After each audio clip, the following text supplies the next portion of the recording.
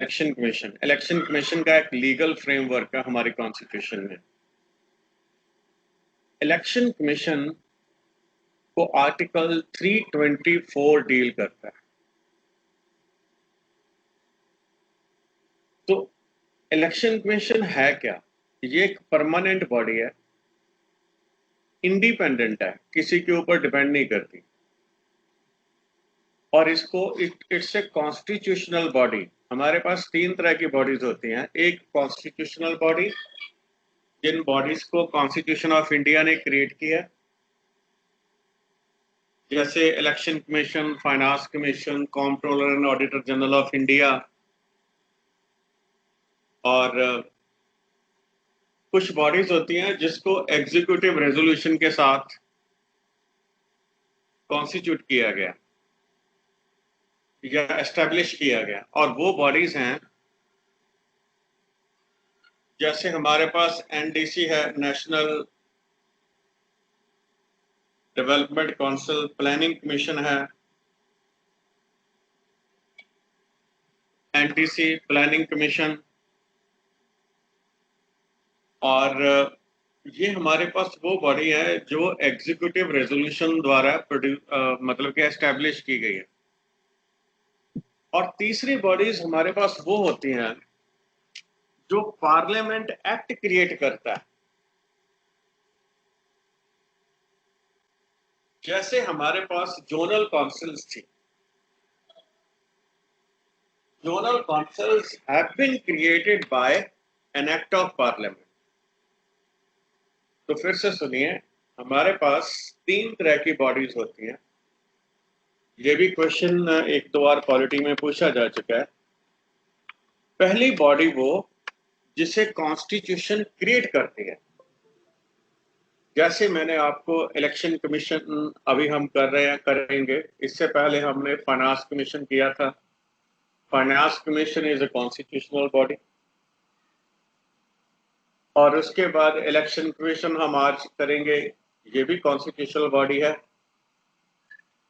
और election commission के बाद हमारे पास तीसरी बॉडी जो कंट्रोलर एंड ऑडिटर जनरल, तो वो भी हमारे पास जो है एक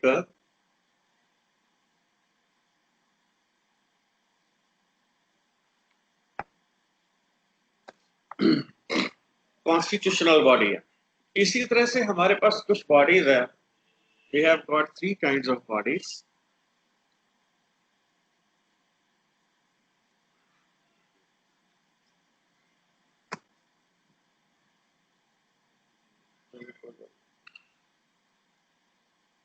We have got three kinds of body. One kind of bodies are constitutional bodies. जैसे इसको मैं कॉन्स्टिट्यूशनल बॉडीज बोलता हूँ, तो दिस इज कॉन्स्टिट्यूशनल बॉडी।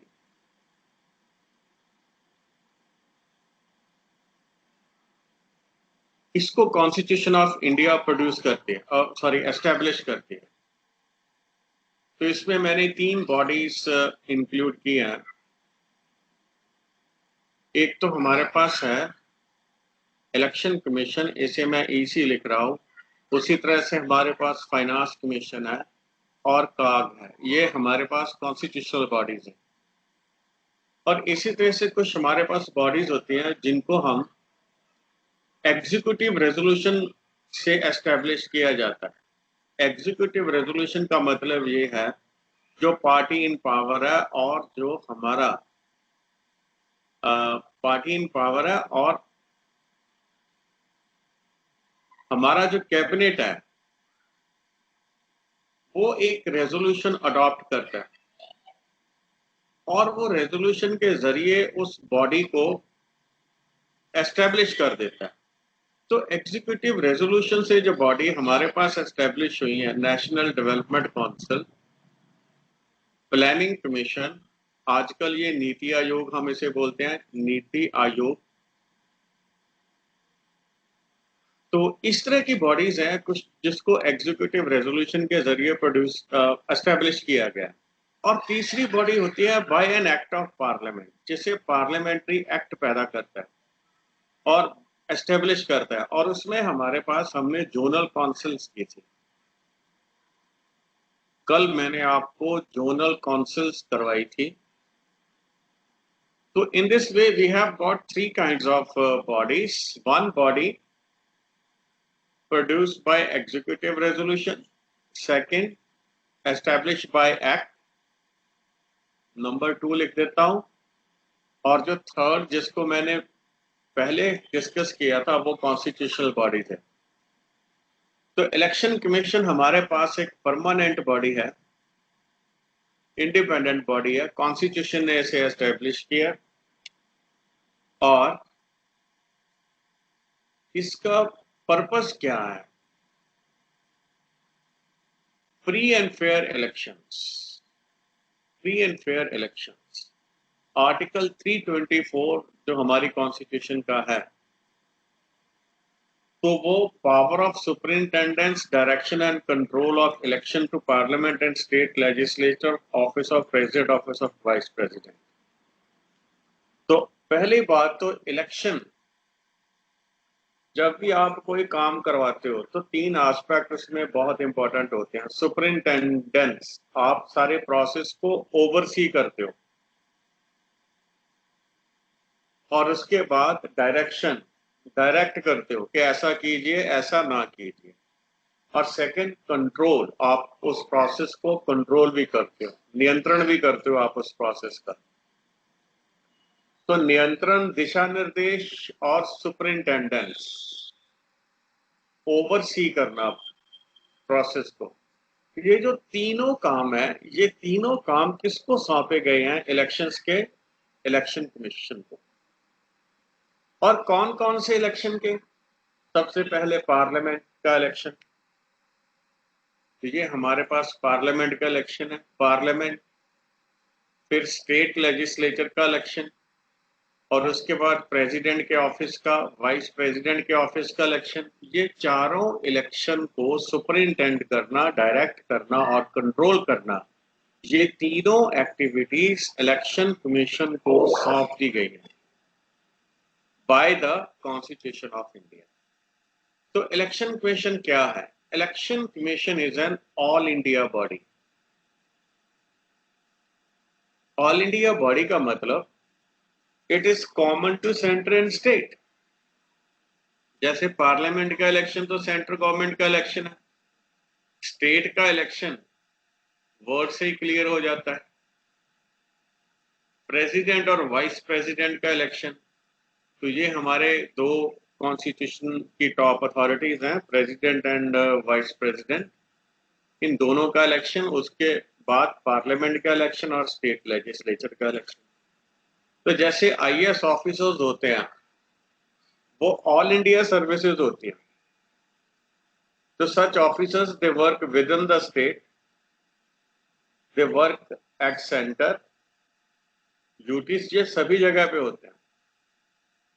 तो सारे इंडिया में ये काम करते हैं। तो power vested in election commission under article 324 of the constitution. तो देखो जो हमारा 324 आर्टिकल है, इसने पावर कन्फर कर दी सुपरिंटेंडेंस, डायरेक्शन और कंट्रोल की। किसके ऊपर? इलेक्शन कमीशन के ऊपर। ये बात हम कर चुके। तो अब इसके जो सप्लीमेंट्री पार्लियामेंट के एक्ट्स हैं, वो सभी एक्ट्स बहुत इंपॉर्टेंट है। First is peoples representation act. इसमें दो बातों में अंतर आपने नोट करके रखना है। What is one is peoples representation of people act और रूल।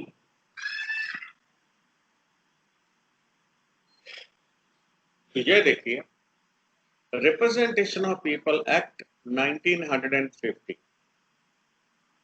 तो ये किससे डील करता है? फर्स्ट क्वालिफिकेशन, वोटर की क्वालिफिकेशन। जब इलेक्शन कहीं भी कंडक्ट कराना है तो सबसे पहले वोटर लिस्ट अपडेट होगी। मतलब कि वोटर लिस्ट अपडेट होने का मतलब ये है कि जो नया यूथ है, जो वोटर बना है, जो जिसने एलिजिबिलिटी सेटिस्फाई की है, जैसे 18 साल से ऊपर किसी की उम्र हुई है, तो उसको वोटर बनाना पड़ेगा।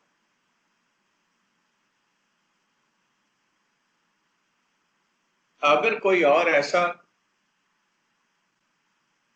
आदमी है जिसका वोटर लिस्ट पे पहले नाम था लेकिन उसकी डेथ हो गया, उसको वोटर लिस्ट से रिमूव करना पड़ेगा।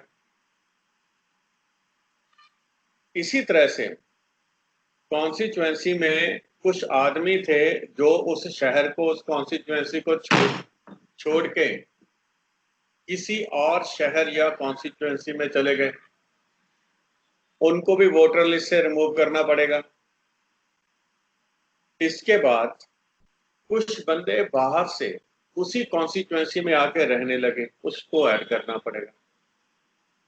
तो कोई भी इलेक्शन करवाने से पहले सबसे पहला काम ये होता है कि जो इलेक्टोरल रोल्स हैं उन सभी को आपने अपडेट करना है।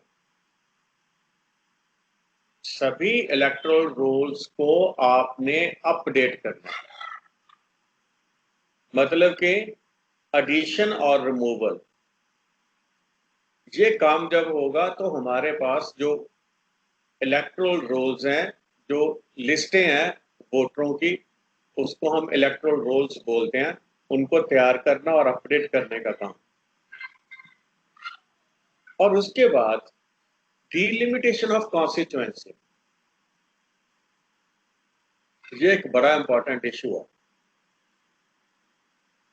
एक हमारे मतलब कि रूल है, उस रूल के अनुसार आफ्टर 10 इयर्स या एक पीरियड होता है, उस पीरियड के बाद कॉन्स्टिट्यूएंसीज की डीलिमिटेशन की जाती है। डीलिमिटेशन में कि कौन के किस कॉन्स्टिट्यूएंसी का कितना ज्योग्राफिकल एरिया है। जैसे कॉन्स्टिट्यूएंसी ए में से 10 गांव निकाल के कॉन्स्टिट्यूएंसी बी में डाल दिए, तो डीलिमिटेशन में एक तो ये काम होता है। दूसरा, डीलिमिटेशन में रोटेशन ऑफ रिजर्वेशन होती है।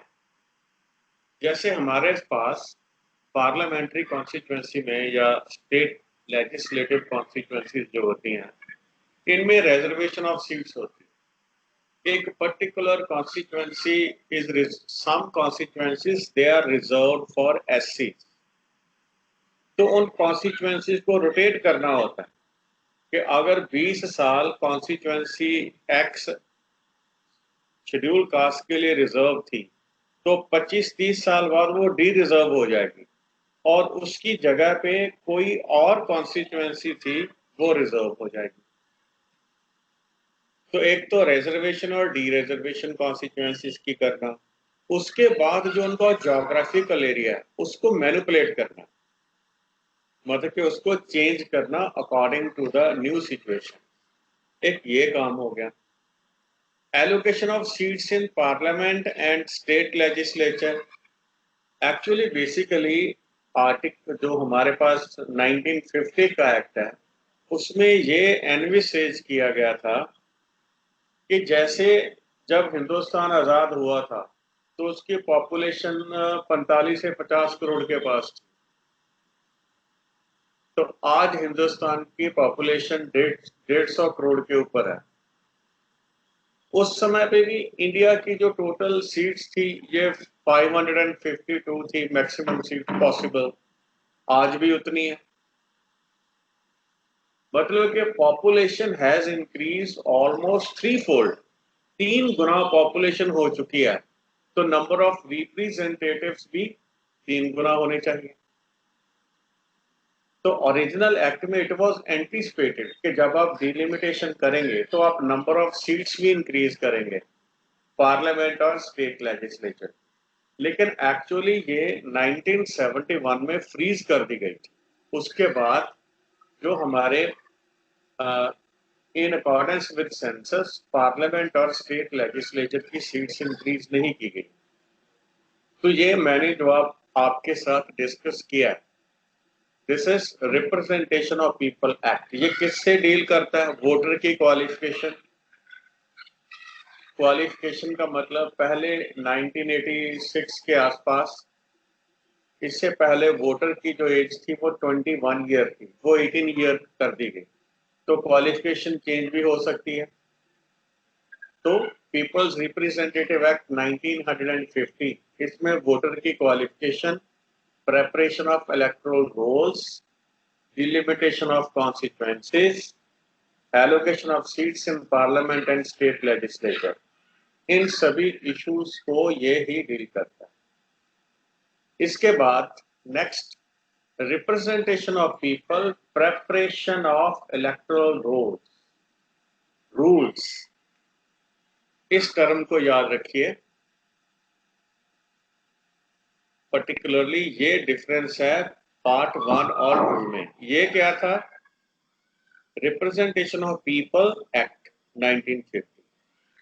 ये हमारे पास क्या है? Representation of people, preparation of electoral rolls, ये पार्ट इसने उठाया। इसके जो रूल्स हैं ये फ्रेम किए गए 1950 में। उसके बाद 3 number, representation of people act 1951। तो ये एक्ट है। इसके बाद इसी का रूल आएगा। ये किससे डील करता है? देखो, आपने इलेक्शन करवाना है तो आपको मशीनरी तो चाहिए इलेक्शन कंडक्ट करवाने के लिए। पहले बात तो एडमिनिस्ट्रेटिव मशीनरी को मोबिलाइज करना है, फिर इलेक्शन होगा। इलेक्शन होने के बाद फिर इलेक्शन के डिस्प्यूट्स भी होंगे, बाई इलेक्शंस भी हो सकते हैं, और पॉलिटिकल पार्टीज की रजिस्ट्रेशन। ये कुछ प्रोसेसेस हैं जो पीपल्स रिप्रेजेंटेटिव एक्ट 1951 डील करता है। इस पे क्वेश्चन आ चुका बच्चे दोनों में। क्वेश्चन ऐसे आया था कि एडमिनिस्ट्रेटिव मशीनरी को हायर करने के लिए कौन सा एक्ट है?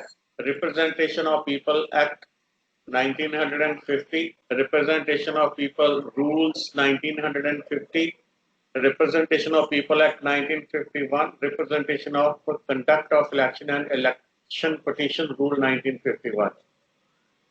तो कौन सा इसमें एडमिनिस्ट्रेटिव मशीनरी को डील करता है? तो ये हमारा एक्ट डील करता है एडमिनिस्ट्रेटिव मशीनरी को। तो सबसे पहले क्या होगा? जो एडमिनिस्ट्रेटिव मशीनरी है उसको उसकी ड्यूटीज लगेंगी, वो एक बहुत बड़ा टास्क है। फिर एडमिनिस्ट्रेटिव मशीनरी की ड्यूटीज लगाने के बाद इलेक्शन कंडक्ट होगा। लेकिन इलेक्शन कंडक्ट होने से पहले उनकी रिहर्सल्स होगी, ट्रेनिंग होगी, ईवीएम मशीन्स जो हैं उनको चेक किया जाएगा कि टेक्निकली क्या ईवीएम मशीन्स ठीक हैं कि नहीं है। फिर बैकअप मशीन्स रखनी पड़ेंगी। बाई चांस किसी पोलिंग बूथ के ऊपर अगर कोई प्रॉब्लम आ जाए तो आपको ईवीएम चेंज करनी पड़ जाए किसी तरह से, तो उसको चेंज करना। तो ये सारा काम बड़ा इंपॉर्टेंट काम है। ये सारा इलेक्शन से पहले, इलेक्शन के नए नए रूल बनते हैं, कुछ चेंजेस आनी शुरू हो जाती हैं। जैसे इस वक्त वीवीपैट आया था और उससे पहले मॉक पोलिंग थी कि आप इलेक्शन को स्टार्ट होने से पहले 80 वोटें डलवाइए और लोगों को काउंट करके दिखाइए कि जो 80 वोट्स हैं इनकी काउंटिंग ठीक हुई है।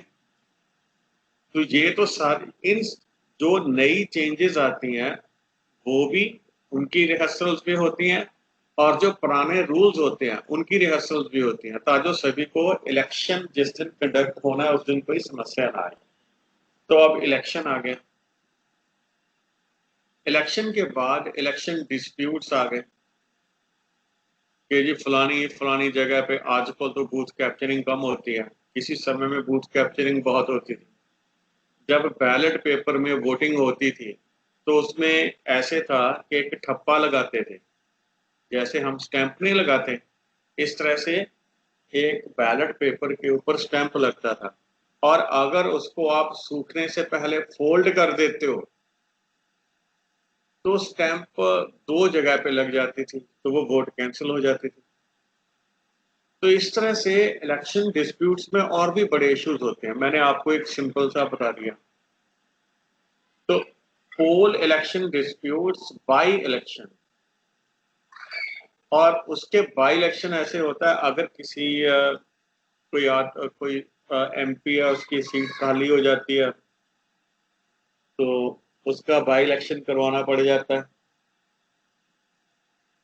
तो पहले इलेक्शन काउंटर मार्ड होते थे, लेकिन वो रूल अब इन्होंने रिमूव कर दिया है कि अगर किसी कंटेस्टेंट की डेथ हो जाए तो इलेक्शन काउंटर मार्ड हो जाता है। लेकिन आजकल वो रूल उन्होंने रिमूव कर दिया। और उससे भी पहले एक बड़ा इंपॉर्टेंट क्वेश्चन है जो इलेक्शन कंडक्ट करने से पहले करना होता है। उसमें से एक है रजिस्ट्रेशन ऑफ पॉलिटिकल पार्टीज, कि आपने पॉलिटिकल पार्टीज की रजिस्ट्रेशन करनी है। हमारे पास दो तरह की पार्टीज मेनली होती है। एक हमारे पास नेशनल पार्टीज होती हैं, एक स्टेट पार्टीज होती हैं।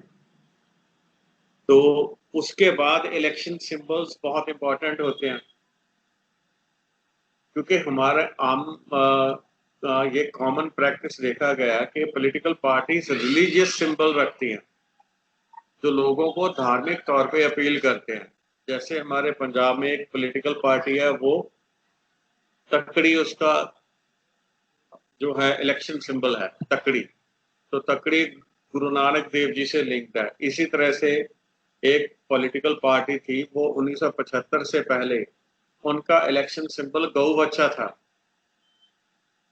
और जो गऊ है और जो बच्चा है, this is sacred to one particular community. तो इस तरह से जो इलेक्शन सिंबल है, इसका भी एक बड़ा इंपॉर्टेंट रोल है। इलेक्शन सिंबल की एलोकेशन, पॉलिटिकल पार्टी की रजिस्ट्रेशन, फिर उनका status, whether a particular party is national party और स्टेट पार्टी। तो ये सभी इश्यूज जो हैं इलेक्शन से पहले क्या होगा, वोटर की क्वालिफिकेशन, पॉलिटिकल पार्टीज की रजिस्ट्रेशन, जो इलेक्टोरल रोल्स हैं, जो वोटर लिस्ट है, उनको अपडेट करना। उससे भी इन दोनों से पहले डीलिमिटेशन ऑफ कॉन्स्टिट्यूएंसीज। तो डीलिमिटेशन में टेरिटोरियल एडजस्टमेंट भी हो जाती है। और जो नहीं होता आजकल वो ये है कि पार्लियामेंट और स्टेट लेजिस्लेचर असेंबली की जो सीट्स होती हैं वो चेंज नहीं होती। वो हमारी इन्होंने फ्रीज कर दी थी 1971 में। तो लॉजिक ये दिया था कि अगर हम इसे डीफ्रीज करते हैं और जो सीट्स हैं, नंबर ऑफ सीट्स इंक्रीज करते हैं, तो वो स्टेट हैं जिन्होंने पॉपुलेशन कंट्रोल नहीं की, उनकी गवर्नेंस में से ज्यादा हो जाएगी। तो there will be punishment for controlling the population. तो ये लॉजिक देते हुए 1971 में उन्होंने जो नंबर ऑफ सीट्स थी पार्लियामेंट और स्टेट लेजिस्लेचर्स की, ये फ्रीज कर दी थी। हालांकि लॉजिक इज वेरी स्ट्रॉन्ग कि जब एडमिनिस्ट्रेशन इतनी कॉम्प्लिकेटेड नहीं थी 1947 के या 1950 के round, administration was simple and slow, though India was facing very serious problems at that time. तो उन समय में पॉपुलेशन 50 करोड़ के आसपास थी। तो आपने सीट्स एक नंबर फिक्स कर दिया। 1971 में ये 552 है, और अब 150 करोड़ के पास इंडिया की पॉपुलेशन है। तो अगर इतनी पॉपुलेशन इंडिया की है, तो the number of representative of the public, जो हमारे एमएलए हैं या एमपीज हैं, इनकी स्ट्रेंथ भी बढ़नी चाहिए पार्लियामेंट में और स्टेट लेजिस्लेचर। तो अब जब हमने इलेक्शन से पहले क्या होना चाहिए, मैं बार बार समझा रहा हूं आपको, इसको समझना जरूरी है, क्रैम नहीं करना, लॉजिकली समझो इसको। आप इतनी इतनी बड़ी बुक्स को क्रैम नहीं कर सकते। Understanding is very important. Election से पहले qualification of voters, registration of political parties, ये दोनों हो गए। वोटर जिन्होंने वोटें डालनी है उनकी क्वालिफिकेशन फिक्स कर लो। फिर जो हमारे पास पॉलिटिकल पार्टीज हैं, कोई नई पार्टी आती है, उनकी रजिस्ट्रेशन करो। किसी के पास कुछ सिंबल का कॉन्फ्लिक्ट है, वो भी उसको रिजॉल्व करो। और फिर कॉन्स्टिट्यूएंसीज की डीलिमिटेशन, ये 3-4 स्टेप इलेक्शन से पहले, जब इलेक्शन करवाना है तो आपको मशीनरी हायर करनी पड़ेगी, मशीनरी को ट्रेन करना पड़ेगा, ठीक है। जो एडमिनिस्ट्रेटिव मशीनरी में मैन पावर आ जाती है, टेक्निकल मशीनरी में ईवीएम मशीन, उनकी जो बैटरीज या उनकी जो पावर सेवर्स हैं, ये सारा आपको लेके चलना पड़ेगा।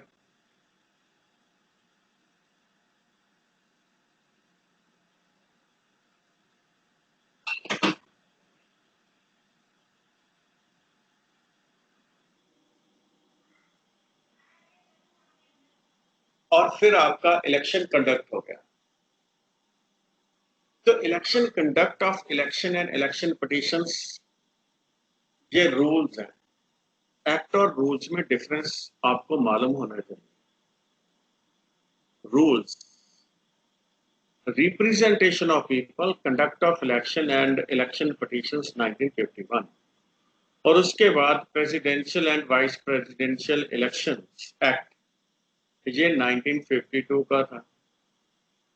Government of union territory act 1963, और जब दिल्ली को स्टेटहुड दिया गया 1991 में,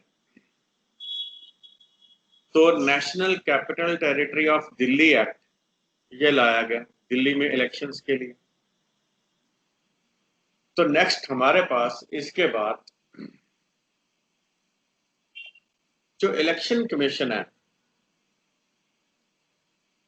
कंट्री का election commission is not concerned with Panchayati election और म्युनिसिपैलिटीज। पंचायती और म्युनिसिपैलिटी इलेक्शंस के लिए स्टेट इलेक्शन कमिश्नर काम करता है,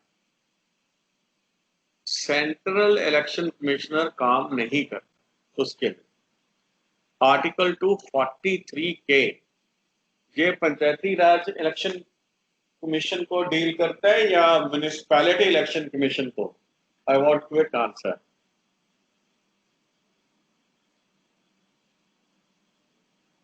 बहुत बार बता चुका हूं, वेरी इजी आंसर।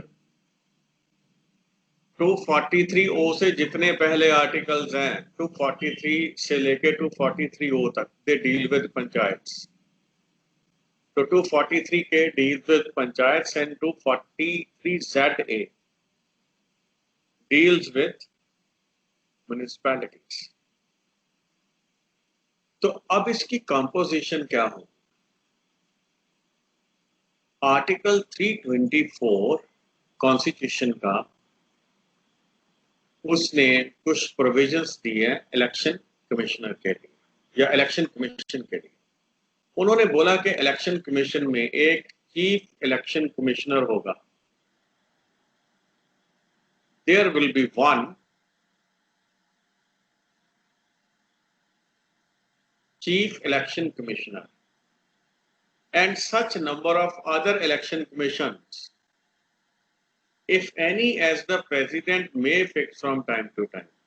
तो उन्होंने एक तो पक्का बोल दिया कि चीफ इलेक्शन कमिश्नर तो होगा, और अब अगर प्रेसिडेंट ये महसूस करता है कि हमें एडिशनल इलेक्शन कमिश्नर्स अपॉइंट करने चाहिए या नहीं करने चाहिए, इसका फैसला president de facto prime minister के ऊपर होगा।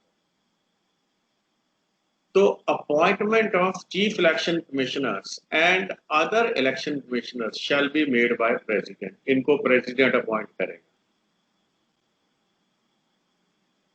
अगर चीफ इलेक्शन कमिश्नर के सिवा कोई इलेक्शन कमिश्नर अपॉइंट होता है, उस केस में चीफ इलेक्शन कमिश्नर है, he will act as a chairman of election commission. तो अब प्रेसिडेंट ने जब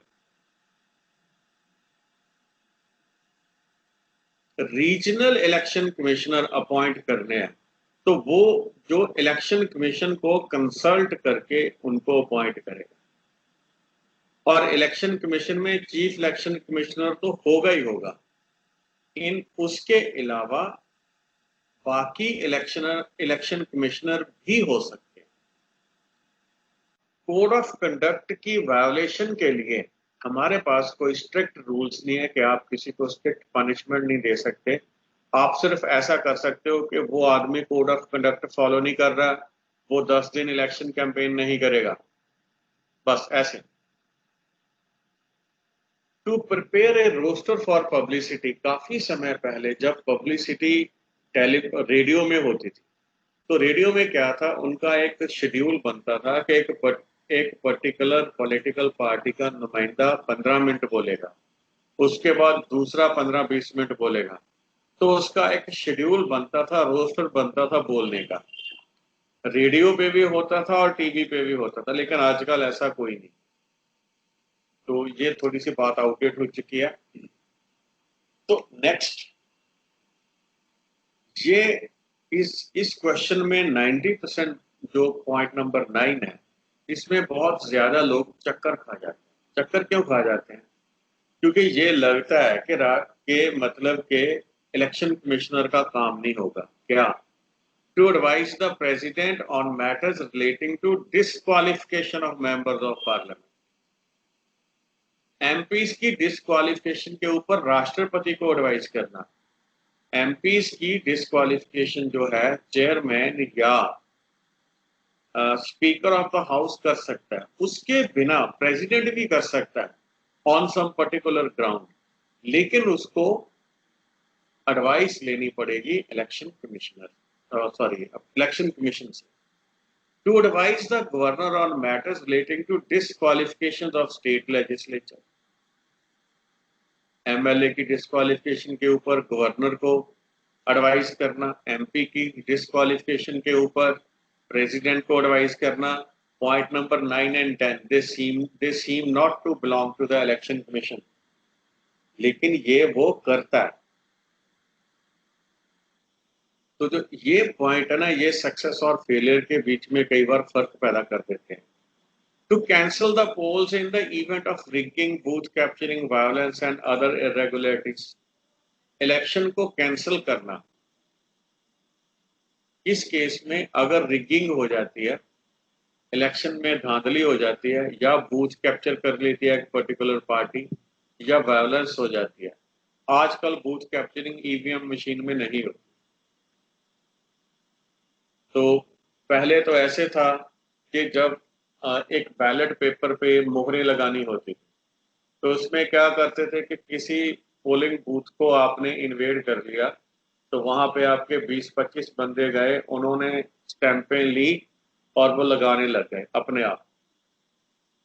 तो अब ईवीएम मशीन है, एक वोट को डालने का प्रोसेस है, वो उतना टाइम लेता ही लेता है, 1-1.5 मिनट का टाइम होता है। ऐसे तो होता नहीं कि 3-4 बंदे वहां पे जाएंगे और वो स्टैंप पे लगाने शुरू कर देंगे, वो पहले वाली बात होती, आजकल नहीं होती। टू रिक्वेस्ट द प्रेसिडेंट और governor for requisitioning the staff necessary for conducting election. ये एक बड़ा पॉइंट कि जब इलेक्शन की ड्यूटी लगती है तो वो गवर्नर की ओर से लगती है। अगर कोई आदमी वो ड्यूटी करने नहीं जाता तो उसको घर से उठा के लेके जाया जा सकता। To supervise the machinery of elections throughout the country to ensure free and fair election.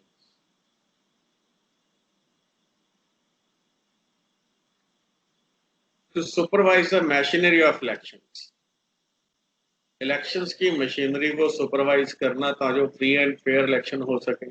To advise the president whether elections can be held in a state under president's rule in order to extend the emergency by 1 year। ये मैंने आपको TN Seshan की बात बताई थी। He was the first election commissioner जिसने ये बात कह दी थी कि पंजाब में इलेक्शन करवाया जा सकता।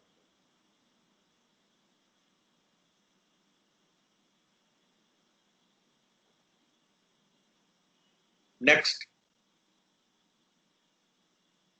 to register political parties for the purpose of election and grant them status of national party। Political party को इलेक्शन के लिए रजिस्टर करना, उनको स्टेटस ग्रांट करना कि ये पार्टी नेशनल पार्टी है या स्टेट पार्टी है, इसके रूल्स हैं हमारे पास। फर्स्ट रूल क्या है, इस पे सिविल सर्विसेज में क्वेश्चन आ चुका है रूल में। और ये क्वेश्चन जो पीसीएस में भी आ चुका है और आईएएस में भी आ चुका है। नेशनल पार्टी क्या है? अगर वो 6% वैलिड वोट जो पोल हुई है, ये 4 स्टेट्स में ले लेती, प्लस 4 सीट्स जीत लेती है, एक कंडीशन तो ये हो, देखिए इसको मैं राइट करता हूं नंबर में, इसको हम रूल लिख लेते हैं। फर्स्ट रूल इज 644, मतलब कि 6% वैलिड वोट्स 4 स्टेट्स में और 4 सीट्स, या और दूसरा क्या है 2% लोकसभा की, 2% सीट्स लोकसभा की, 2% सीट्स लोकसभा की। लेकिन इसमें एक राइडर है, ये 2% सीट्स 3 स्टेट्स में से आनी चाहिए। लोकसभा की अगर 552 से हम मान के चलते हैं इसकी स्ट्रेंथ, तो अगर उसका 2% लें तो 10 और एक 11, मिनिमम 11 सीट्स हो जाए। 11 सीट्स 3 स्टेट्स में से आए, या दूसरी कंडीशन क्या है 6% वैलिड वोट्स का 4 स्टेट में प्लस 4 सीटें, इसको 644 प्रिंसिपल बोलते हैं। दूसरा 2% फ्री, मतलब कि 2% लोकसभा की सीट्स जो 11 बन जाती हैं, और 3 स्टेट्स में, मतलब कि ऐसे नहीं होना चाहिए कि 11 एक स्टेट से आ गई 9, जैसे 5 एक से आ गई 6 एक से आ गई 9, नॉट एट ऑल। ऐसे होना चाहिए 5 from 1, 5 from 1 and 1 from third state, minimum 1 seat from 3 state, maximum कितनी भी हो सकती। तो ये तो था हमारे पास नेशनल पार्टी का। इसी तरह से state party, next issue is of state party. तो स्टेट पार्टी में 6% valid votes polled in the state, in addition 2 seats in assembly, और पहली बात तो ये, इसको मैं लिखूं, first principle is state party के लिए हमारे पास 6, ये शेयर हो गया 6% वैलिड वोट्स, इनके साथ 2 हमारे पास क्या है सीट्स, और इसके साथ और है 2 कंडीशंस, और दूसरी और हमारे पास क्या है 3% सीट्स और 3 सीट्स। जैसे पंजाब की 3% तो एक 4 सीटें हो सकती हैं, जैसे कुछ स्टेट्स में 40-50 सीटें हैं, तो 50 का 3% तो बहुत कम आ जाएगा, एक आएगा। लेकिन उन्होंने मिनिमम भी ले डाउन कर लिया, 3% और 3, ये दोनों इन्होंने ले डाउन कर दिया। थोड़ा सा ये दिख बहुत छोटा रहा, 6% वोट एंड प्लस 2 सीट्स, अगर मैं ऐसे डाल दूं, ये तो 1 सेट ऑफ कंडीशन। दूसरी क्या है, और 3% ऑफ असेंबली सीट्स, ऑब्लिक, मैं इसे ऑब्लिक डालना चाहता हूं, लेकिन ऑब्लिक डालेंगे तो बात बनेगी नहीं, और 3 सीट्स, जो भी इनमें मिनिमम हो।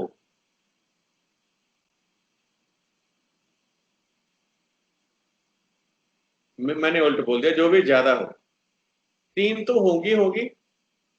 पंजाब में 117 है तो 4 हो जाएंगे, यूपी में 400 है तो उसका 3% कितना आ जाएगा 12, इसी तरह से कुछ स्टेट में 200 सीट्स हैं तो उसमें 6 आ जाएंगे। किसी स्टेट में 50 सीट हैं तो 50 का 3% 2 भी नहीं आएगा तो उसमें 3 हो जाएगा। तो किसी की 40 है तो 40 का 1 आएगा, 33rd पार्ट, उसका जो 3% है 1 आएगा, तो उसमें 3 से कम नहीं, 3 से ज्यादा कुछ भी हो सकती है, that should be 3% of the total seats. ठीक है, तो इस चीज को आप समझ लेना। इन दोनों के ऊपर क्वेश्चन आ चुका है इसमें से।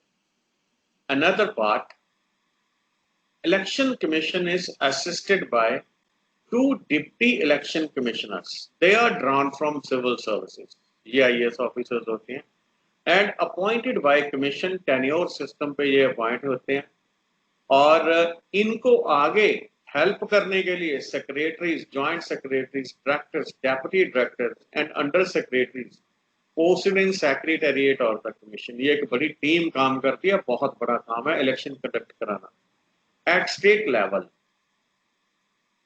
इलेक्शन कमीशन होता है, उसको जब स्टेट में इलेक्शन कराना है तो उस स्टेट में किसी बंदे को चीफ इलेक्टोरल ऑफिसर अपॉइंट कर देते हैं,